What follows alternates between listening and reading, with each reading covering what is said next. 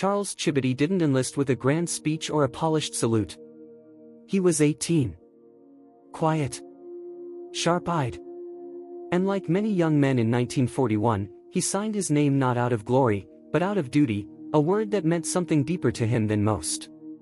The recruiting officer looked at his paperwork, paused at the line marked tribal affiliation, and asked, "You speak Comanche?" Charles nodded once. Fluently. "Yes, sir." The man didn't say much after that. Just circled a box and sent him on his way. Boot camp wasn't easy. Charles kept to himself, but his silence wasn't from fear, it was from habit. Back home, he'd been taught that words were sacred, not spent cheaply. He watched the others shout and complain. He didn't. When he was asked to do something, he did it. When others questioned orders, he just nodded and moved. Some called him the ghost. Not because he was weak, because he moved without a trace. One evening, a sergeant called him aside after roll call. "You're being transferred," he said. "Special assignment. Don't ask questions." Charles didn't ask. He packed his things, climbed into a truck, and didn't speak for the entire ride. At a base on the edge of nowhere, he met two other native soldiers. One was Apache. The other, Navajo. They didn't know why they'd been brought together. No one told them.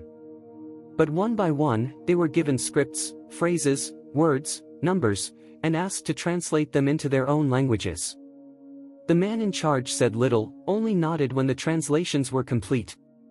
It was then Charles began to realize, his language, the one so few had wanted to hear growing up, was now being studied by men in uniforms. The same language that had once been banned in schoolhouses, now rehearsed in a military tent under the watchful eye of the government. He didn't know what it meant yet. But something was changing. Not in the world. In him. Have you ever heard a language that sounded like wind through the trees, soft, ancient, and almost forgotten? And if you had, would you have listened, or would you have dismissed it as a whisper from another time? There was once a man whose voice spoke in such a language. No one really understood what he was saying, not until it saved lives. His name was Charles Chibitty. Most days, he sat quietly by the window of a small room in a veteran's home in Tulsa. To the nurses, he was polite but distant, always nodding, rarely speaking. But every morning, just as the sun pushed gently through the blinds, Charles would look out at the empty courtyard and say something. A string of soft syllables, rhythmic and low. No one understood the words. At first, they thought he was praying. Then someone guessed it might be poetry. A few assumed it was memory speaking for him, nothing more than habit or age. But one young nurse, Sarah, grew curious. She asked him one day, "Mr. Chibitty, what are you saying?" He didn't answer immediately. He just smiled and looked at her, eyes calm but far away, as if hearing something she couldn't. Then he said, "It's a code. A code that once helped win a war. But now, it's just for the wind." There was something in the way he said it. Not pride exactly, more like quiet reverence, the kind that only comes from knowing what it cost.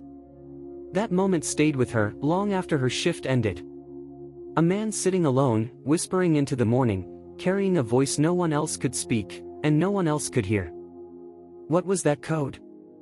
And why had he chosen to carry it in silence for so long? The answers were tucked inside a story that, for decades, remained unspoken, until now. They didn't give it a name.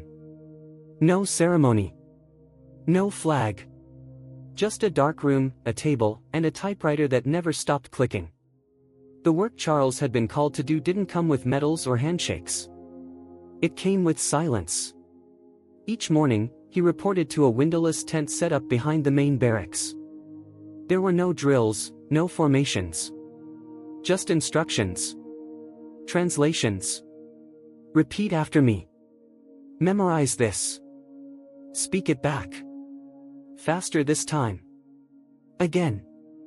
They trained in pairs, one man sending, the other receiving. English to Comanche. Comanche back to English. The words were simple at first. Numbers. compass points. Then came military terms: tank, submarine, enemy movement.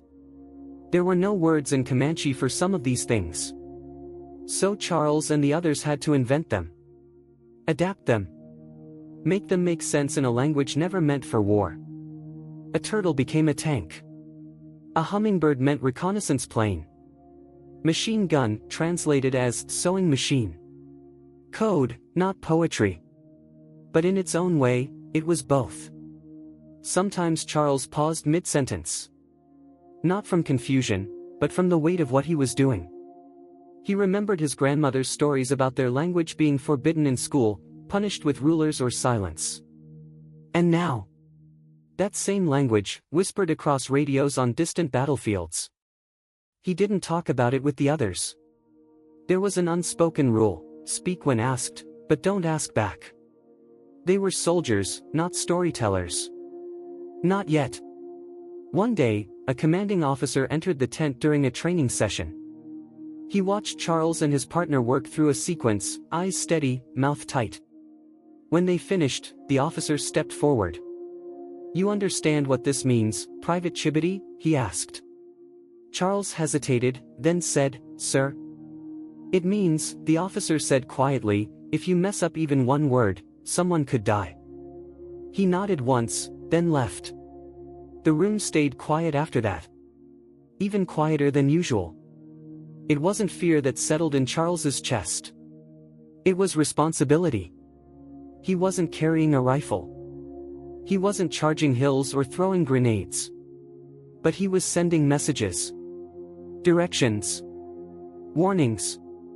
Life and death decisions, spoken in syllables most Americans couldn't even pronounce. That night, Charles sat outside the tent, staring up at the sky. No stars, just cloud cover. Somewhere far away, young men were already dying. And someday soon, his voice might help decide who lived. He looked down at his hands. Not the hands of a warrior. Not calloused or bloodied. But they would hold a radio mic. And in those brief transmissions, his words would carry more than just sound. They would carry lives. And he would carry that weight, in a language almost no one else could understand. The rain came down in sheets that morning. Thick. Relentless. Mud clung to boots, soaked through canvas, and blurred every line on the map. Charles was stationed in a forward command post somewhere in eastern France. The exact location didn't matter. What mattered was the voice on the other end of the radio, and the message he was about to send. Inside the cramped tent, the air buzzed with tension. Radios crackled. Officers paced. Men shouted over static. Charles sat calmly at his post, headset on, hands steady. He had been trained for this: send the coordinates, no questions asked. The coordinates came in quickly from command: enemy spotted. Prepare for airstrike. Confirm target. Transmit code. He looked at the paper in front of him. A series of numbers and phrases. The target zone was close, too close. Only a few hundred yards from their current perimeter. That wasn't unusual. But something didn't sit right. Through the storm, faint over the open channel, he caught a voice. American. Young. Not part of command. Echo team, this is Private Mitchell. We're pinned down. I repeat, pinned down. Requesting immediate extraction. The voice wasn't part of the plan. Charles looked up, instinct tightening his throat. The coordinates he'd been ordered to send, they matched the area Private Mitchell just mentioned. If he transmitted the code now, within minutes, bombs would fall. And they wouldn't just hit enemy positions. They'd hit Echo Team. He hesitated, hand hovering over the transmitter. Protocol was clear: follow orders. Don't second guess. Just send. But he couldn't unhear that voice. He leaned toward his commanding officer, a stern man named Captain Rowe, and said, "Sir, there's American chatter on the open line. They're calling for help in the same area." Rowe didn't look up from his chart. "Static," he said. "Probably enemy trickery." Send the message, private. Charles paused. It didn't sound like a trick. Rowe glanced at him now, irritation flashing. You have your orders. This isn't a debate. Silence filled the room. Charles looked back down at the paper, then at the mic in his hand. His breath slowed. His heart didn't race. It simply waited. Then he did something no one noticed at first. He set the mic down. Rowe snapped, "What are you doing?" Charles met his gaze. Calm. Unmoving. "I need confirmation," he said. "Before I send something that could kill our own men." "You're disobeying a direct." Before the sentence finished, another officer burst into the tent. "Hold the airstrike," he yelled. Echo Team's signal just came through official channels. They're in the strike zone. Wrong intel. Repeat, wrong intel. A beat of silence. Rowe didn't apologize. He didn't thank Charles. He just turned away, muttering something under his breath. Later, no one mentioned what had happened. There was no commendation. No acknowledgement. Not even a nod. But that night, Charles sat alone under the awning outside the tent. Rain still falling. And for the first time since he'd joined the war, he felt the true weight of silence, not as a code, not as strategy, but as a decision. He hadn't saved the day. He hadn't changed the war. But in the space between orders and obedience, between a command and a choice, he had chosen to wait. To think. To listen. And that had made all the difference. The war didn't end with a celebration. It ended with paperwork, long boat rides, and a silence that settled in deeper than any wound. Charles returned home in 1945, a decorated soldier, though his decorations weren't visible. No medals. No parades. No speeches. He stepped off the train in Lawton, Oklahoma with a duffel bag over his shoulder and no one waiting on the platform. The town hadn't changed much. The diner still had the same chipped windows. The same faces passed by without recognizing him. That was the strange thing, he'd been part of something that changed the course of history, and yet, the world didn't seem to notice. Charles took a job driving trucks. Long hauls. Quiet roads. It suited him. The radio played country music or silence, depending on the mood. He rarely spoke of the war, and when people asked, he just said, "I served." That's all. One night, at a local bar, a man started talking about the war. Loud. Half drunk. Bragging about battles he'd never seen. When someone pointed to Charles and said, "He was there," the man laughed and said, "Him? What did he do?" "Cook." Charles didn't respond. He just sipped his drink and looked down at the table. It wasn't the insult that hurt. It was the truth beneath it, how little anyone knew, or cared, about what he and the other code talkers had done. For decades, the mission remained classified. He wasn't allowed to speak of it. Not to friends. Not to family. Not even to the other veterans at the American Legion Hall. What he had done, what they had all done, was buried beneath layers of government silence. Necessary, they said. For security. So he kept quiet. Years passed. His Comanche grew rusty. Fewer and fewer people spoke it anymore. His own children didn't learn. There weren't enough teachers, enough interest. And besides, Charles had grown used to the world not listening. But every now and then, something would stir. A memory. A phrase. The sound of wind across dry land that reminded him of transmissions sent under fire.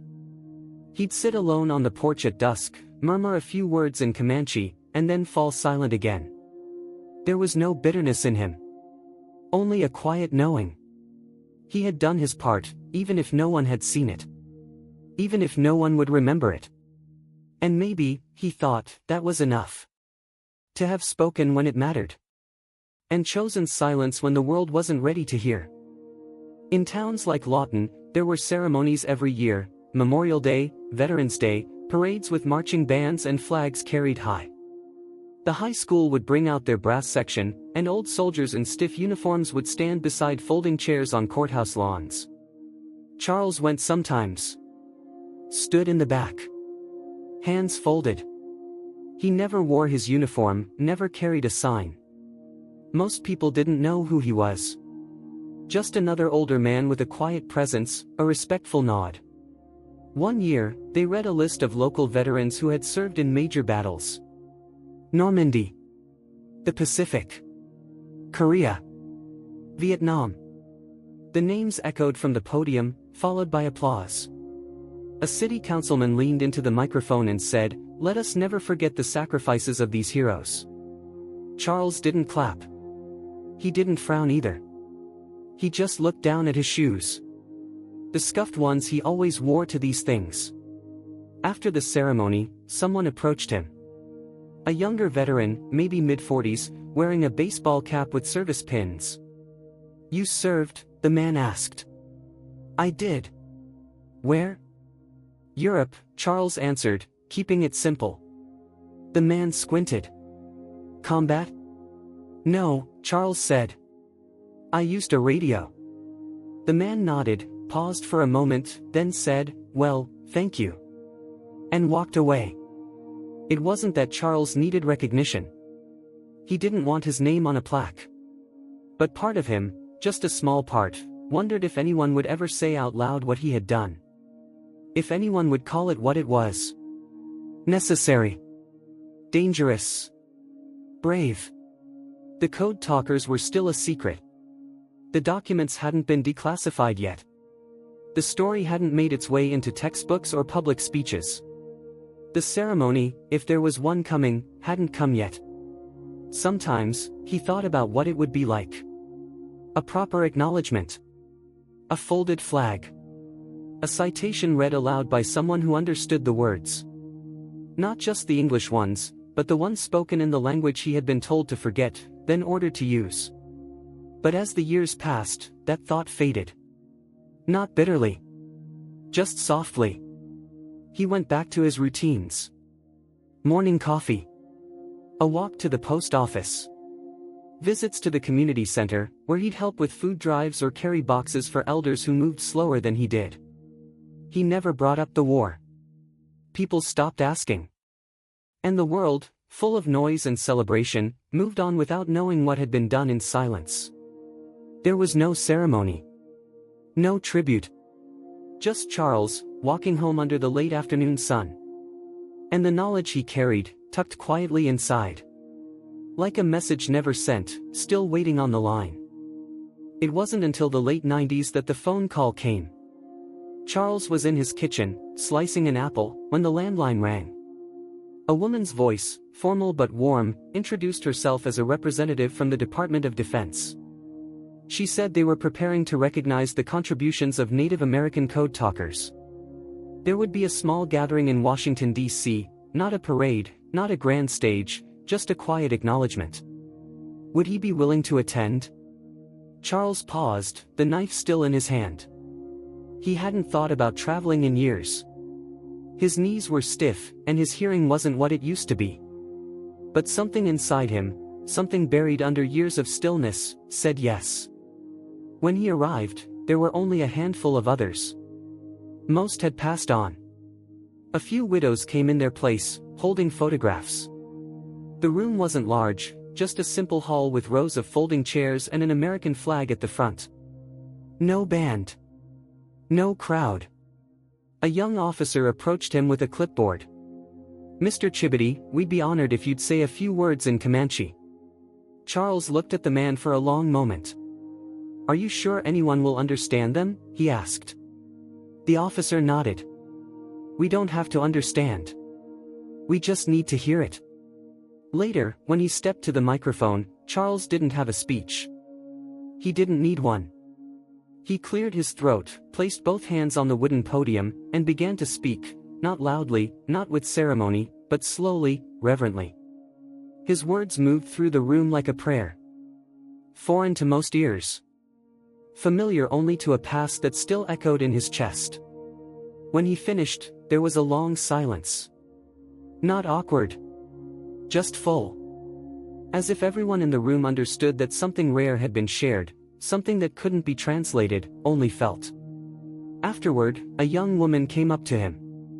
She worked for the Smithsonian and asked if he would be willing to record his voice, his language, for the archives. She said, so future generations won't forget. Charles looked down at his hands. The same hands that once held a radio mic in France. The same hands that had stayed still when silence mattered most. He nodded.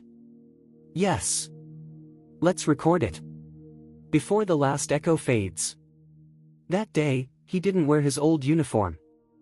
He didn't need to. The honor wasn't in what he wore. It was in what he carried, and what he chose, finally, to pass on. Charles Chibitty passed away quietly in the fall of 2005. He was 83 years old. No headlines. No breaking news. Just a brief obituary in the local paper, one column, tucked between a grocery store ad and a notice for a church bake sale. It said he was a veteran. It said he served with honor. But it didn't say everything. What it couldn't say was this: when Charles died, the Comanche Code Talkers were gone. He was the last. The final voice of a mission that had never been meant to echo through history, but had saved lives in silence. The weight of that truth didn't vanish when he did. It lingered. At the veterans' home where he spent his final years, the staff knew him as a kind man. Thoughtful. Still strong in posture, even as his health declined. He never asked for anything special. But every now and then, he'd sit in the courtyard and speak quietly into the wind.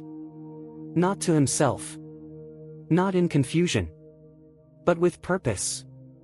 One nurse, who had once heard him speak at the ceremony in D.C., asked him gently, "What are you saying when you speak like that?" Charles looked out toward the trees, his voice steady. Just keeping the words alive.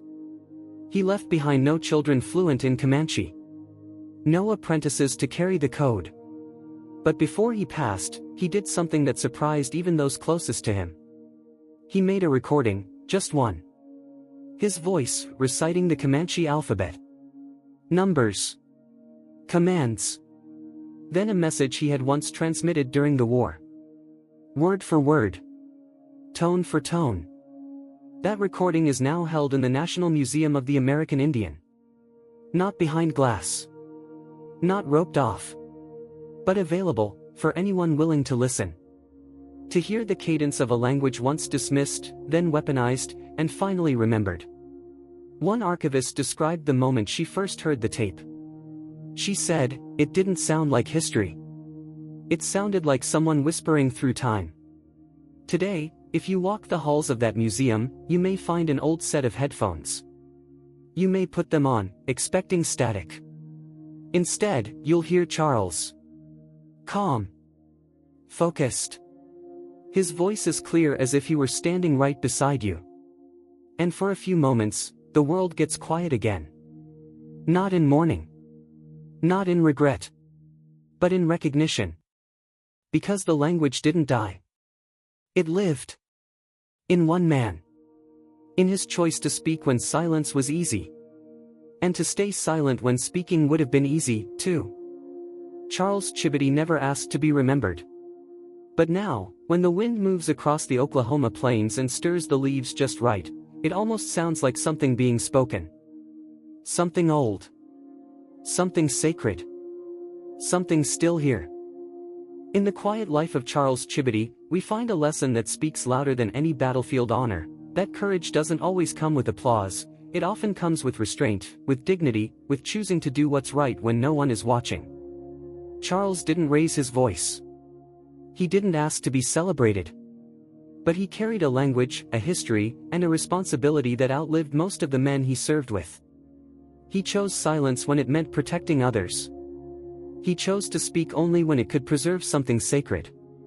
And in doing so, he reminds us that true legacy isn't measured by how many know your name, but by how deeply you protect what matters most. In a world full of noise, how often do we stop to listen to the voices that never demanded our attention? If this story touched your heart or reminded you of someone who lived with quiet honor, Consider liking this video, sharing it with someone who values real stories, and subscribing to Legacy of Courage Stories. These are the voices we refuse to let fade. Would you help keep them alive?